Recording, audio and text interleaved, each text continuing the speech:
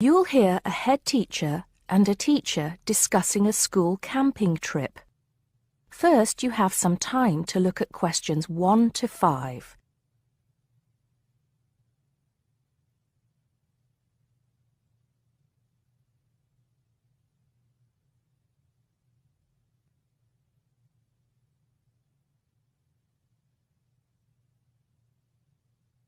Now we shall begin. You should answer the questions as you listen because you will not hear the recording a second time. Listen carefully and answer questions 1 to 5. Good morning, Mr. Thompson. Can I speak to you for a moment? Of course, Jamie. Come in. Have a seat. I've just finished looking through the reports for this term. It looks like the pupils are doing very well. Yes, I think they are. It's all going fine. So, Jamie, what's on your mind? Well, I've been thinking about next month's camping trip, the one for Year 10. Yes, we've got it scheduled for the 23rd to the 26th, if I'm not mistaken. Actually, I think it's the 24th to the 27th. Let's just check. Oh, right. Yes, you're right. So... Well, I've been thinking about how we might possibly make this year's event even better than last year's. Not that last year's wasn't great, but... Suggestions for improvement are always welcome, Jamie. So, what have you been thinking about? Well, to tell the truth, I wasn't completely happy with the camp we used last year. It was rather small, and I didn't feel that the grounds were particularly well kept. Go on. I did some searching, and I think I found the perfect spot. It's called Shepton Meadows, and... Is that the campsite in the Lake District? No, actually it's just outside Carlisle. It's a huge site, and it's on a lovely lake, Lake Brant, I believe it's called. Half the site is forested, and the rest, the actual camping area, is grassy. For kids that rarely get to see anything more than concrete, it's ideal. And the facilities are amazing. There's a basketball court, a large pool, and a football pitch. There are well-marked trails through the forest for hiking, and the lake is there for swimming and other water sports. I believe there's even a lifeguard service. That sounds like it might suit our purposes perfectly. Did you happen to find out about availability and cost? Yes, as a matter of fact, I did. I called them yesterday evening, and there are plenty of spots available. And because we're a non-profit organisation, they said they would give me a reduction in the price. If I remember correctly, we paid £5 a head last year. Yes, per night, right? Yes, each child paid £10 for the 2 nights. Well, at this campsite, it's only £4 per night. And they told me that if we had over 50 children, which we do, they could give us a further 10% off. That's very reasonable, isn't it? Well, from what you've told me, I think we should probably go ahead and book.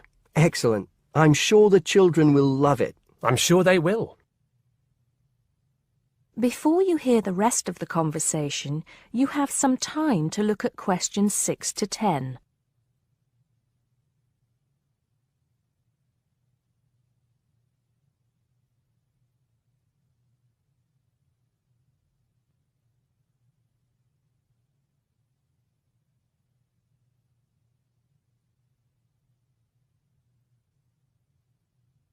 Now listen and answer questions 6 to 10. Now, Jamie, have you given any thought to an itinerary by any chance? As a matter of fact, I have. Wait 1 second. Yes, here it is. I've made a few notes. Okay, so, now, these are just ideas, of course. Yes, go on. Let's hear what you've got. Right. We time it so that we arrive at the camp around 7 on Friday evening. It'll still be light then, and we'll have plenty of time to set up camp and get ourselves settled in. At 8, we could have a barbecue, you know, hamburgers and hot dogs, something that's nice and easy to prepare. And that children love. Yes. Then, lights out would be at 9:30, so the children will get a good night's sleep and be up bright and early at 7 on Saturday morning.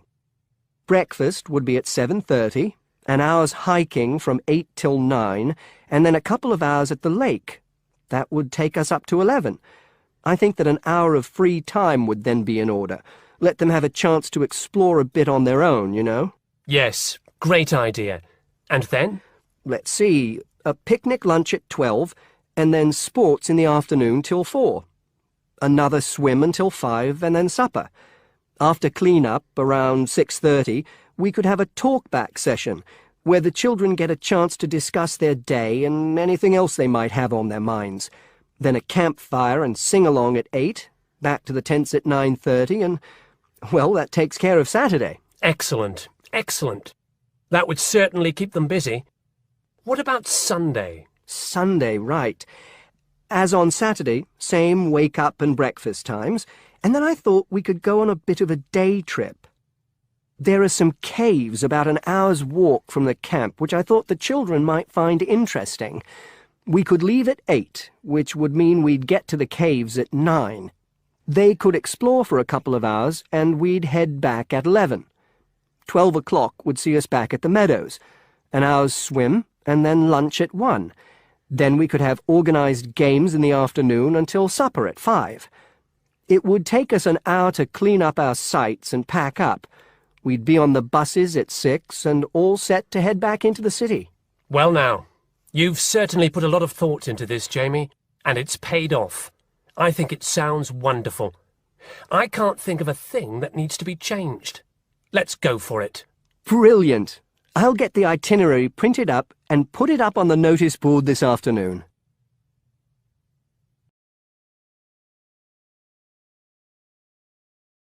That is the end of part 1.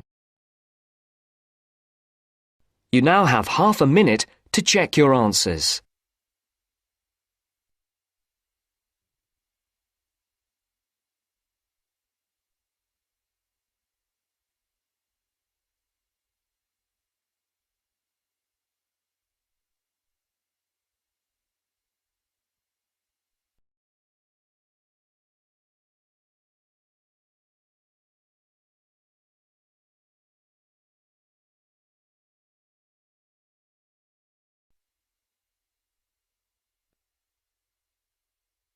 Now turns to part 2. Part 2. You will hear an extract from a talk about employment interviews. First, you have some time to look at questions 11 to 14.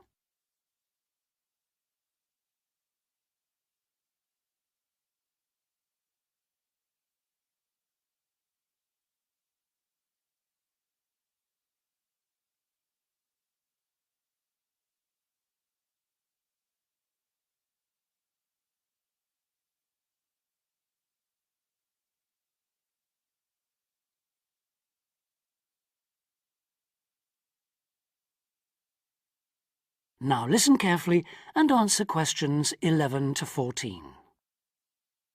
Today I have with me Sandy Richardson of the local Workforce Center, and she'll be talking about that critical step towards the goal of employment, the interview. Sandy, what is an interview for, and what's the best way to approach it? A job interview is simply a meeting between you and a potential employer to discuss your qualifications and see if there is a fit. The employer wants to verify what they know about you and talk about your qualifications. If you have been called for an interview, you can assume that the employer is interested in you. The employer has a need that you may be able to meet, so it's your goal to identify that need and convince the employer that you're the one for the job. As everyone knows, interviews can be stressful, but when you're well prepared, there's no reason to panic. Preparation is the key to success in a job search, and you can begin by collecting together all the documents you may need for the interview, such as extra copies of your resume, lists of references, and letters of recommendation. You could also take some work samples, selecting from what you have designed, drawn, or written, for instance. And make sure you have a pen and pad of paper for taking notes. The next step is to find out about the post. The more you know about the job, the employer, and the industry, the better prepared you will be to target your qualifications. Always request a job description from the employer and research employer profiles at the Chamber of Commerce or local library. You could also try to network with people who work for the company or with employees of companies associated with it. The next step is to match your qualifications to the requirements of the job. A good approach is to write out your qualifications along with the job requirements. Think about some standard interview questions and how you might respond. Most questions are designed to find out more about you, your qualifications, or to test your reactions in a given situation. If you don't have any experience or skills in a required area, think about how you might compensate for those deficiencies.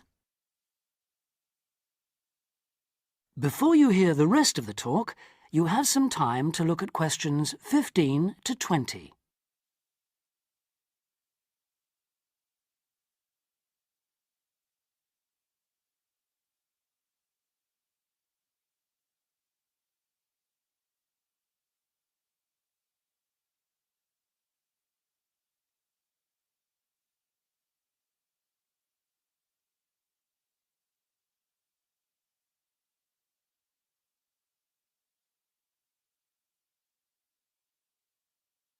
Now listen and answer questions 15 to 20. During an interview, it's important that you be yourself. Get a good night's sleep and plan your travel to be there in plenty of time so that you're not arriving out of breath with 30 seconds to spare. Don't, though, present yourself for the interview too early, 10 minutes at most. In the interview, listen carefully to each question asked. Take your time in responding and make sure your answers are positive. It's important to express a good attitude and show that you're willing to work, eager to learn, and are flexible.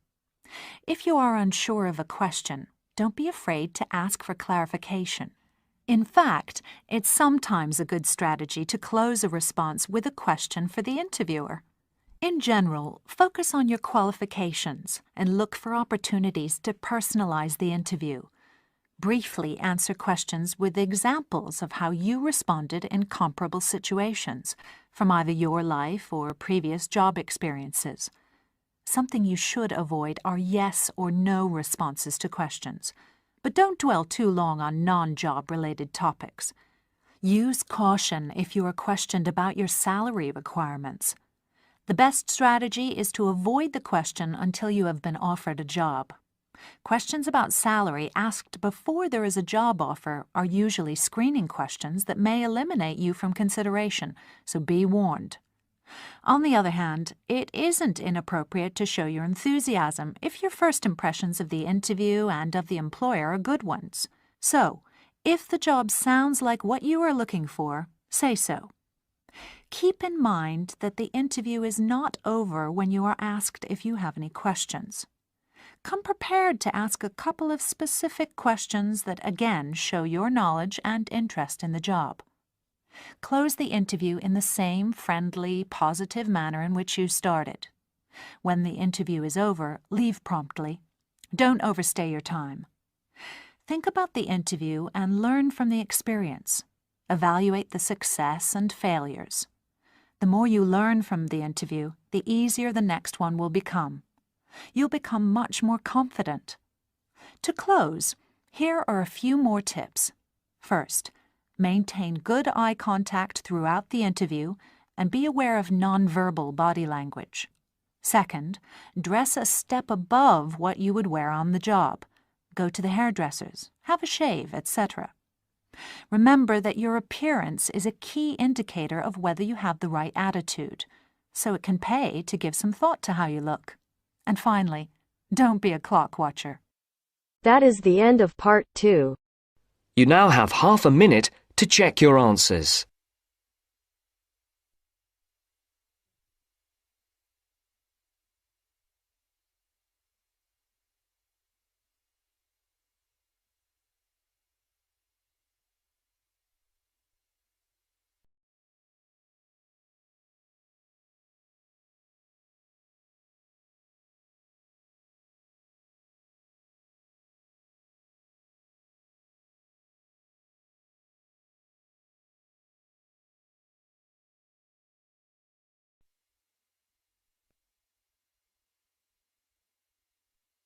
Now turns to part 3.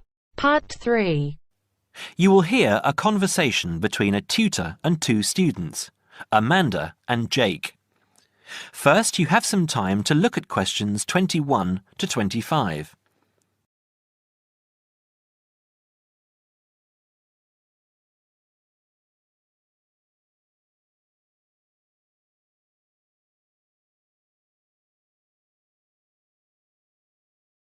Now listen carefully and answer questions 21 to 25.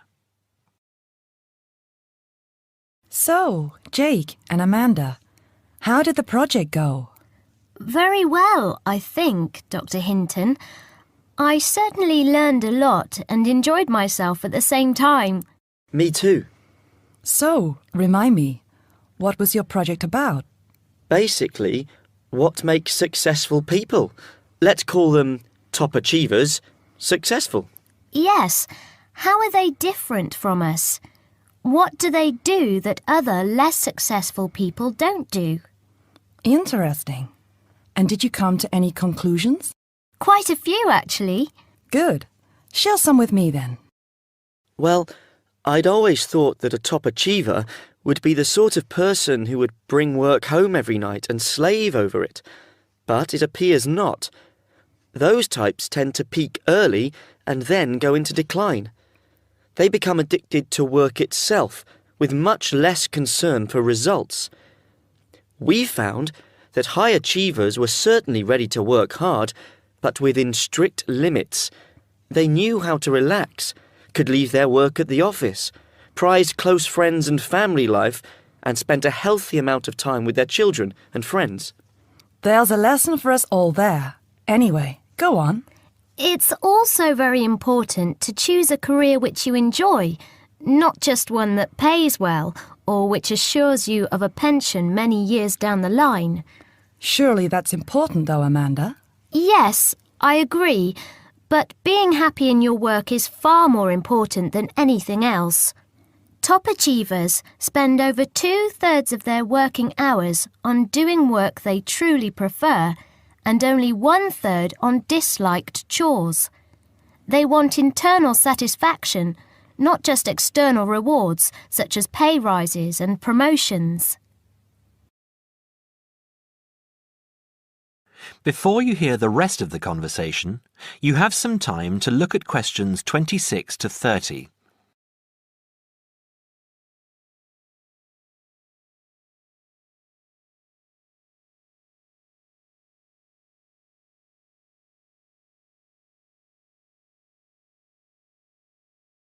Now, listen and answer questions 26 to 30. Actually, in the end, they often have both, because they enjoy what they are doing, so their work is better and their rewards higher. Yes, Jake, that certainly makes sense. Now, can I ask you something? Do high achievers, as you call them, take many risks? Yes and no. I interviewed one business executive who told me he was able to take risks because he carefully considered how he could salvage the situation if it all went wrong. He imagined the worst that could happen, and if he could live with that, he went ahead. If not, he didn't take the chance. Other people prefer to stay in what I heard described as the comfort zone setting for security, even if it means settling for mediocrity and boredom too. Would you call top achievers perfectionists? Contrary to what I expected, no, I wouldn't. We came to the conclusion that a lot of ambitious and hard-working people are so obsessed with perfection that they actually turn out very little work. I happen to know a university teacher, a friend of my mother's, who has spent over 10 years preparing a study about a playwright. She is so worried that she has missed something, she still hasn't sent the manuscript to a publisher. Meanwhile, the playwright, who was at the height of his fame when the project began, has faded from public view. The woman's study, even if finally published, will interest few people. So, what has this got to do with top achievers? Well, Top achievers are almost always free of the compulsion to be perfect. They don't think of their mistakes as failures. Instead, they learn from them, so they can do better next time. Well, would you call them competitive?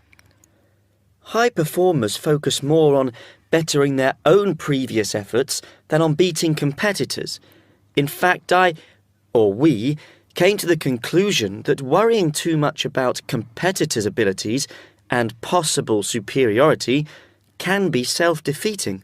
Yes, and we found that top achievers tend to be team players rather than loners. They recognise that groups can solve certain complicated problems better than individuals and are eager to let other people do part of the work. Yes, loners, who are often over-concerned about rivals, can't delegate important work or decision-making. Their performance is limited because they must do everything themselves. Well, it looks as if you two have done a thorough job and learned something into the bargain too. Now, there are just a couple of points I'd like to clarify with you. That is the end of part 3. You now have half a minute to check your answers.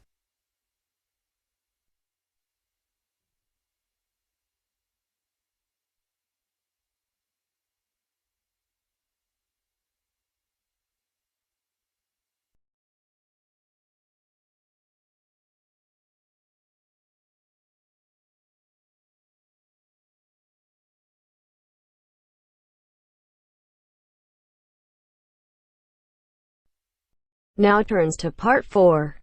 Part 4. Now listen to the second part of the lecture. As you listen, complete the notes below. First, you have some time to look at questions 31 to 40.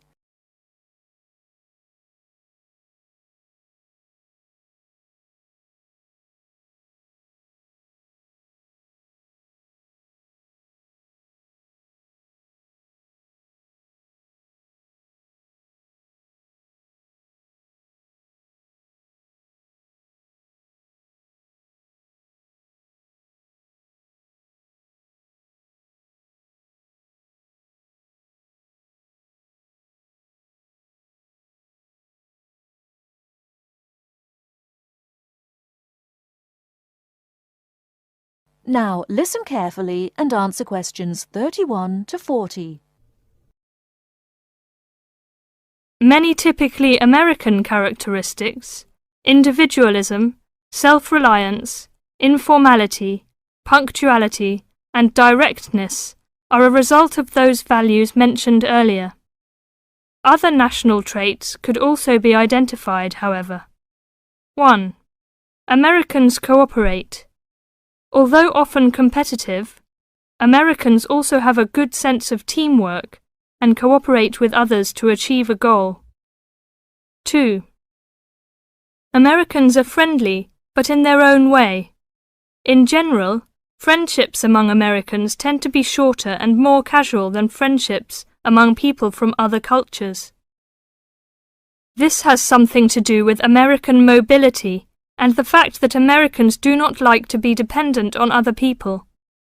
Americans also tend to compartmentalize friendships, having friends at work, family friends, friends on the softball team, etc. 3. Americans ask a lot of questions, some of which may to you seem pointless, uninformed, or elementary. Someone you have just met may ask you very personal questions. No impertinence is intended. The questions usually grow out of a genuine interest. 4. Americans tend to be internationally naive.